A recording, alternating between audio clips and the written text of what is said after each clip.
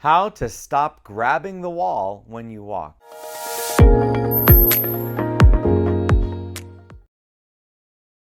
Hi, my name is Doug. I've been a physical therapist for 30 years and I specialize in helping people with balance problems learn to walk again. Do you grab furniture when you walk in your home? Are you always finding yourself reaching for the wall to steady yourself while you walk? If I've just described you, then you're like a lot of the clients that I see in my office. People that are having trouble walking tend to try to grab onto other things to steady themselves. Something I always ask people is what I call the shopping cart test. When you go to the grocery store and you're pushing the shopping cart, do you feel more steady? If you find that you're more steady when you're using a shopping cart, then there's something wrong with your balance. You need to work to try to improve your balance. I say that because someone who doesn't have a balance problem, it doesn't feel any better to them to walk with a shopping cart or without it. When I go in the grocery store, I don't feel more steady pushing a shopping cart. But if that describes you, then you're definitely having a problem with your balance. And I want you to know it's something that you can improve. You can make that better. The way to make it better might surprise some people. It's not making your muscles stronger, and it's not going for long walks.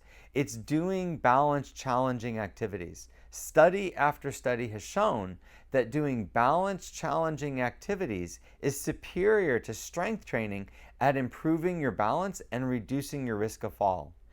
A lot of people grab furniture or reach for the wall because they feel unsteady. They don't feel confident standing on one leg. They don't feel confident transferring their balance from leg to leg, so they grab the furniture to make themselves feel more steady. So the way to solve this is to do exercises that allow you to feel confident when your feet are closer together or one foot is off the ground. Here are a few examples of exercises that I use every day that have really helped people overcome this problem of grabbing onto the wall. Single leg standing. To do single leg standing, you need something sturdy in front of you. You can use a countertop or the back of a chair, anything that's sturdy. You want to lift one leg up and shift all your weight over to the one leg you're going to stand on, and then try to let go. Your goal with this exercise is to let go for 20 seconds before you have to grab the counter and then shift to the other leg and do the same thing for 20 seconds. We want you to be able to do this 3 times on each leg for 20 seconds. But most of the clients that I see and most of the people I work with, this can take months to get to this goal. In the beginning, it's fine if you have to hold the countertop with one finger or even one hand just to get used to this exercise. The key to this exercise, the thing that most people struggle with, is they're not shifting their weight enough. When you stand on one leg, you have to shift all of your weight over onto that side to allow you to stand on one leg without holding on. So if you find that you're having to grab the countertop, you're probably not shifting all your weight over. That's the key to this exercise. I find that people take doing this every single day, sometimes twice a day, for 4 to 6 weeks before they really see an improvement and can balance on one leg. Sidestepping. To do this exercise, you just need something sturdy to hold on to. A countertop or some type of bar on the wall works the best. All you want to do is stand up straight and take a step to the side. You want to do 2 to 3 steps in one direction and then go 2 to 3 steps in the other direction. The reason is you don't want to get away from the countertop. So you want to go 3 steps in one direction and then 3 steps in the other direction. The goal is to do this 3 times without holding on. So that means stepping 3 steps to the right without holding on, 3 steps to the left holding on, repeating that 3 times without holding on. Oftentimes, it takes weeks, if not months, of practicing this to be able to do that. So many people have trouble with this exercise. This is a great way to improve your balance and your stability.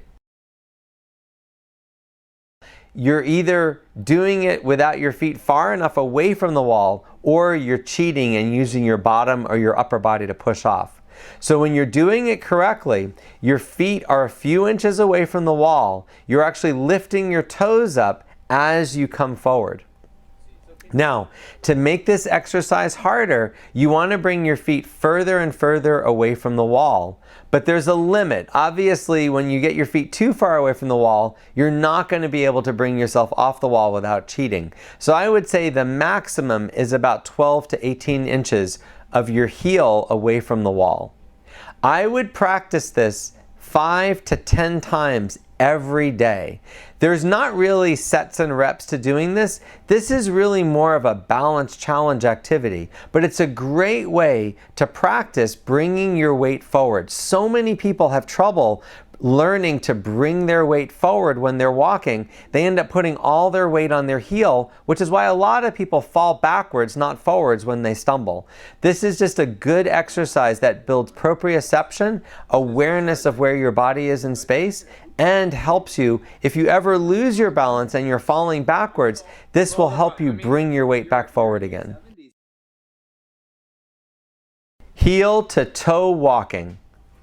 To do this activity, you just need something sturdy to hold on to. You can use a countertop, the back of a chair. You can even use your kitchen sink.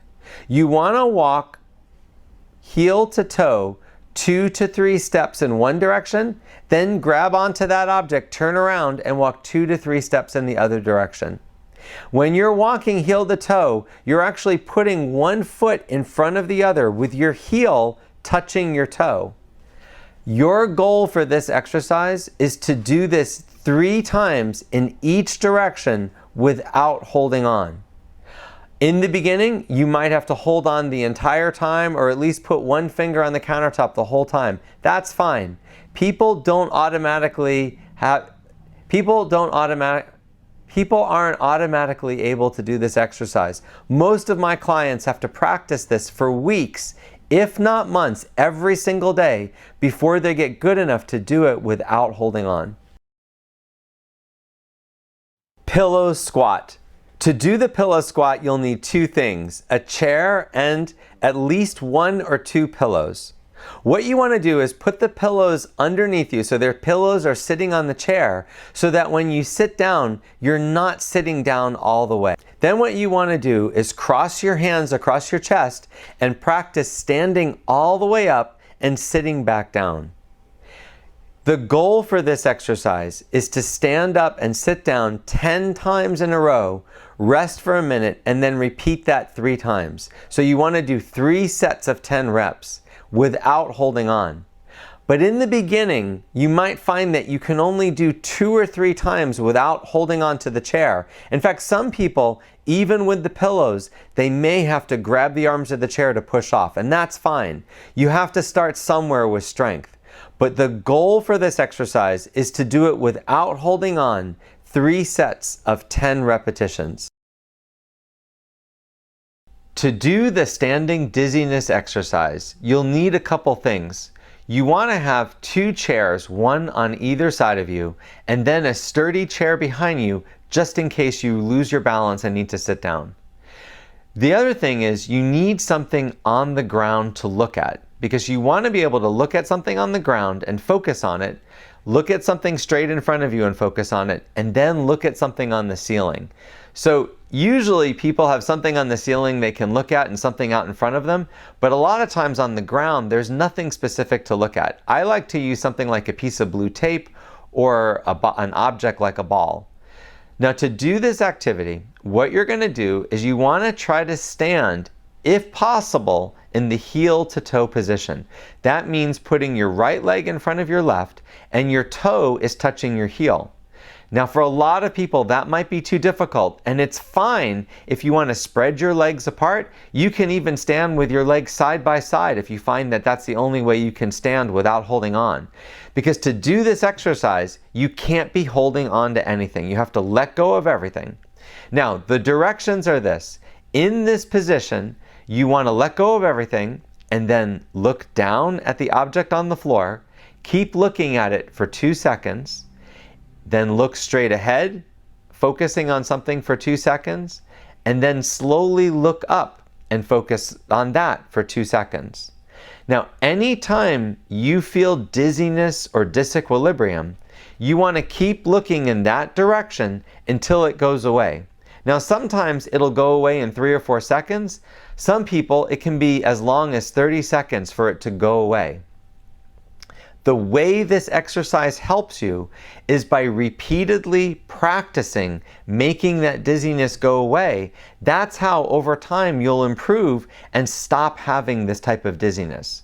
But in the beginning, you might find that it's just overwhelming when you shift your head. Some people, when they look straight ahead, they're fine, and then when they look up, they're overwhelmingly dizzy and they have to grab onto the chair. Now, anytime you grab onto the chair, you want to switch legs. So if you're starting with your right leg forward and you lose your balance, you then want to grab the chair. Once the dizziness gets better, you want to switch legs. It's very important to never do this exercise if you're feeling overwhelmingly dizzy. If you're actually having vertigo or you feel that you can't stand anymore, you've done it too much.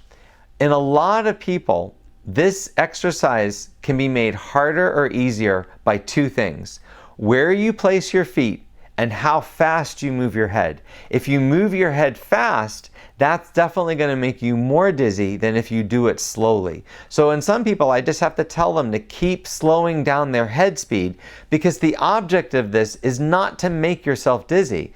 What you want to do is basically do it so that you experience that sensation of feeling disoriented, but only to a mild level. And then you want to keep looking in that direction until you can calm it down over and over again. Mild is the name of the game. You don't want to give yourself severe dizziness because it's just not going to get better. What you want to do is repeatedly practice changing your focus, feeling a little bit dizzy, and then calming it down by keep staring in that direction. And that's how people get better from this problem. So to do this exercise effectively, you want to do this for 5 minutes at a time. That means setting a timer, getting your chairs in place, and starting the timer by letting go of the chairs. And then do this for about 5 minutes.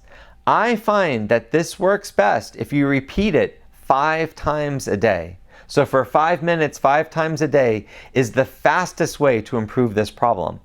But a lot of people don't have that much time, or they don't feel comfortable doing it that much. And I've seen people improve with this, doing it as little as twice a day. But you do have to do this every day for a few weeks to see this kind of improvement. I've worked with thousands of clients, and I've seen them with central vertigo get rid of it and not have this problem anymore. But it takes doing it about 5 times a day for a few weeks before you see that difference. Backward walking. To do this exercise safely, you need a countertop or the back of a chair or something to hold on to just in case you lose your balance. You simply want to stand up straight and step backwards 2 to 3 steps. You don't want to step so many steps that you're away from something to hold on to, but you want to do 2 to 3 steps in one direction, then carefully turn around and go 2 to 3 steps in the other direction. Your goal is to do 2 to 3 steps in both directions, repeating that 3 times without holding on. But it's probably going to take weeks of practicing this, if not months, before you're going to be able to do it without holding anything. Tapping an object in front of you. To do this activity, you'll need 2 things. You want something sturdy to hold on to in case you lose your balance, like a countertop or the back of a chair, and a target. You can use a step or a piece of cloth on the ground, anything that you can see. What you want to do is lift one leg up and bring your foot forward and tap the object in front of you. Then bring that foot back to where it started from and the other leg tap. You want to tap with the right and the left, shifting back and forth. Now your goal is to do this for 10 reps on each leg without holding on. So one set where you're doing 10 reps on the right and 10 reps on the left, alternating each repetition. Oftentimes, it can take weeks, if not months, to be able to do this safely without holding on. In the beginning, it's fine if you hold the countertop just to kind of get the understanding of the movement. As you get better, you can just hold on with one finger, but ultimately what you want to do is to do 10 reps on each leg without holding on. Heel raises. To do a heel raise, you need something sturdy to hang on to. You can use the back of a chair, the back of a couch, even the kitchen sink. All you want to do is raise on your toes. You're standing up as high on your toes as you can go, and then coming back down with your heel flat on the ground. You're going to repeat this 10 times. Your goal with this exercise is to do 3 sets of 10 reps. That means doing it 10 times, resting for a minute, and then repeating that for 3 sets. In the beginning, it's fine if you can only do 5 repetitions or 3 repetitions. This is how you build strength back again. You just have to repeat it. Doing it every day, once a day, is the key to getting your strength back again. Stepping forward over an object. To do this activity, you need 2 things. One is something sturdy to hold on to, like a countertop or the back of a chair. And the other is something to step over. You can roll up a towel or put a piece of tape on the ground, just something that you can see that you know you have to step over. What you want to do is step over with one leg and then with the other, and then step over the same object back to your starting position. Now, it's fine in the beginning to hold the countertop the whole time. It's hard to do this exercise, and for a lot of people, this requires a lot more balance than they're used to having. This is a great balance challenging activity, but you want to be safe. Your goal with this exercise is to step forward 3 times without holding the countertop. But in the beginning, it's fine if you hold on, and it's fine if you have to put one finger or your whole hand on the countertop the entire time. The best way to use the exercises in the video you just saw is to master each exercise before moving on. These exercises weren't meant to be a complete program that you do each exercise in order every single day.